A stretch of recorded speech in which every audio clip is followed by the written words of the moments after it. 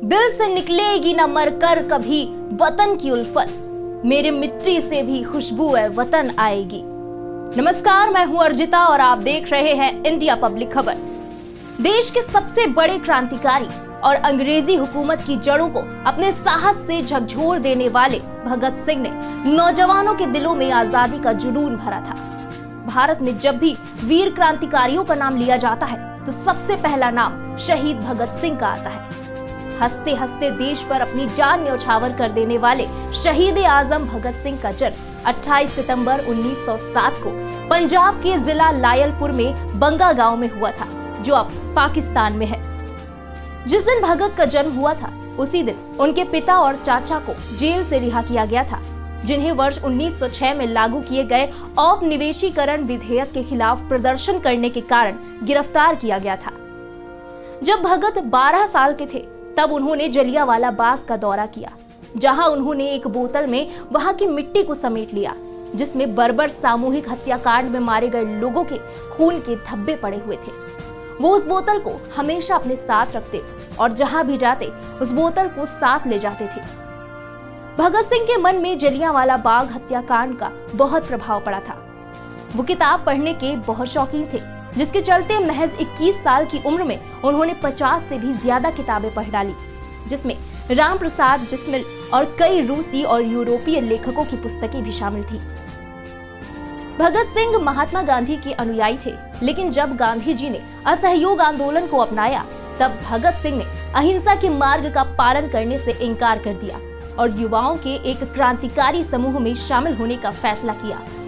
वर्ष 1926 में उन्होंने नौजवान भारत सभा की शुरुआत की और स्वतंत्रता के संघर्ष में भाग लेने के लिए युवाओं से अपील की।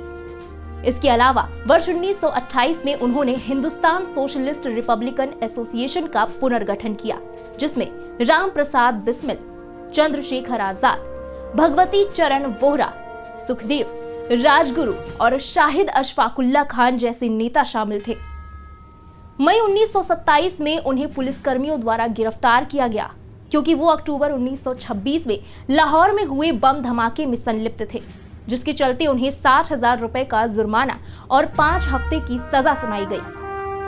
वर्ष 1928 में वो लाला लाजपत राय की मौत से बहुत प्रभावित हुए और उसी वक्त भगत सिंह ने पुलिस अधीक्षक जेम्स ए स्कॉट की हत्या करके अपना बदला लेने का फैसला किया, जिसने लाला लाजपत राय के विरोध में लाठीचार्ज करने का आदेश दिया था। बाद में दिल का दौरा पड़ने से राय साहब की मृत्यु हो गई। भगत सिंह ने पुलिस अधिकारी जेम्स ए स्कॉट की जगह गलती से सहायक पुलिस अधिकारी जॉन पी सॉन्डर्स की गोली मारकर हत्या कर दी थी, जिन्हें वो लाला लाजपत राय की मृत्यु का बदला लेने के लिए मारना चाहते थे। इसके अलावा चंद्रशेखर आजाद ने इस योजना में भगत सिंह का साथ दिया था, जिसमें उन्होंने पुलिस कांस्टेबल चानन सिंह को गोली मारी थी, जो भगत सिंह और चंद्रशेखर आजाद को पकड़ने की कोशिश कर रहा था। एक रिपोर्ट के अनुसार उस मृत पुलिस अधिकारी के शरीर में 8 गोलियां मिली। पुलिस अधिकारी की हत्या के बाद वो SHRA सदस्य भगवती चरण वोहरा की पत्नी दुर्गावती देवी की सहायता से लाहौर से भागकर हावड़ा आ गए। 8 अप्रैल 1929 को उन्होंने अंग्रेजों के आत्मसम्मान पर एक और बड़ा हमला करने की योजना बनाई। उन्होंने SHRA के समकालीन सदस्य बटुकेश्वर दत्त के साथ सार्वजनिक गैलरी से असेंबली चैम्बर में 2 बम फेंक दिए और वहां से भागने की बजाय वहीं खड़े होकर इंकलाब जिंदाबाद के नारे लगाने लगे। अंत में उन्होंने पुलिस के सामने आत्मसमर्पण कर दिया। विधानसभा चैम्बर में सिंह की गिरफ्तारी के बाद जॉन पी सॉन्डर्स की हत्या का मामला फिर से संज्ञान में लिया गया, जिसके चलते उन्हें लाहौर की बोर्डस्टेल जेल भेजा गया। इस मामले की विभिन्न सुनवाइयों के बाद भगत सिंह, राजगुरु और सुखदेव को मौत की सजा सुनाई गई। वर्ष 1929 में जेल में रहते हुए वो अपने साथी कैदी जतिन दास के साथ जेल अधिकारियों के विरोध में भूख हड़ताल पर गए, क्योंकि वहां भारतीय कैदियों के साथ भेदभाव किया जाता था। एक रिपोर्ट के अनुसार भारतीय कैदियों को खराब भोजन और फटे हुए कपड़े दिए जाते थे। उनके साथी कैदी जतिन दास, जिन्होंने भूख हड़ताल का समर्थन किया था, उनकी भूख हड़ताल के 64 दिनों के बाद मौत हो गई, जबकि भगत सिंह ने 116 दिनों तक अपनी हड़ताल जारी रखी और अपने पिता के अनुरोध पर इसे खत्म किया। उनकी लिखी diary Bhagat Singh jail diary जो अब बुक में तब्दील हो चुकी है। कैनेडियन सोसाइटी एंड कल्चर और लेख दस्तावेजों को संग्रह विभाग द्वारा अभी तक संरक्षित रखा गया है।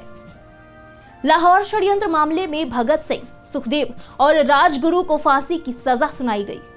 भगत सिंह को 23 मार्च 1931 को शाम 7 बजे सुखदेव और राजगुरु के साथ फांसी पर लटका दिया गया। तीनों ने हंसते हंसते देश के लिए अपना जीवन बलिदान कर दिया। उनका संस्कार गुप्त रूप से गोंडा सिंह वाले गांव में किया गया, जिसके बाद उनकी अस्थियों को सतलज नदी में विसर्जित किया गया। जेल में अपने आखिरी दिनों के दौरान वो नास्तिक बन गए। एक बार एक व्यक्ति ने भगवान के साथ उनके मतभेदों के बारे में पूछा। तब उन्होंने जवाब दिया कि मैं कभी मृत्यु से नहीं डरता हूं, यही कारण है। उन्होंने अपनी पुस्तक Why Am an Atheist and Autobiographical Discourse में अपने नास्तिक होने के कारण का वर्णन किया है। अपनी इस किताब में उन्होंने लिखा है कि मैं नास्तिक इसलिए नहीं बना कि मैं अभिमानी हूं, पाखंडी हूं या निरर्थक हूं। मैं ना तो किसी का अवतार हूं, न ईश्वर का दूत और न खुद परमात्मा। मैं अपना जीवन एक मकसद के लिए न्यौछावर करने जा रहा हूं और इससे बड़ा आश्वासन भला और क्या हो सकता है। मैं जानता हूं कि जिस वक्त फांसी का फंदा मेरे गले में लगेगा और मेरे पैरों के नीचे से तख्ता हटेगा, वो मेरा अंतिम क्षण होगा। किसी स्वार्थ भावना के बिना, यहाँ के बाद किसी पुरस्कार की इच्छा किए बिना, मैंने अनासक्त भाव से अपने जीवन को आजादी के नाम कर दिया है। यहाँ अंग्रेजों का शासन इसलिए नहीं है क्योंकि ईश्वर ऐसा चाहता है, बल्कि इसलिए है क्योंकि उनके पास ताकत है और हम में इसका विरोध करने का साहस नहीं है।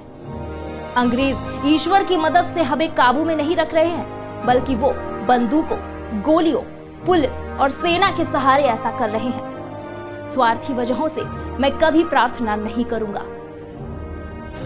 भारत के क्रांतिकारी आंदोलन को नई दिशा देने वाले, नौजवानों की रगों में देशभक्ति का संचार करने वाले, बेहद कम उम्र में देश के लिए अपना सर्वस्व न्यौछावर कर इतिहास में स्वर्णिम अक्षरों में अपना नाम अंकित करवाने वाले भारत माता के वीर सपूत शहीद आजम भगत सिंह को शत शत नमन। इसी के साथ इस खास पेशकश में बस इतना ही। देश और दुनिया की बाकी खबरों के लिए सब्सक्राइब करें इंडिया पब्लिक खबर के YouTube चैनल को।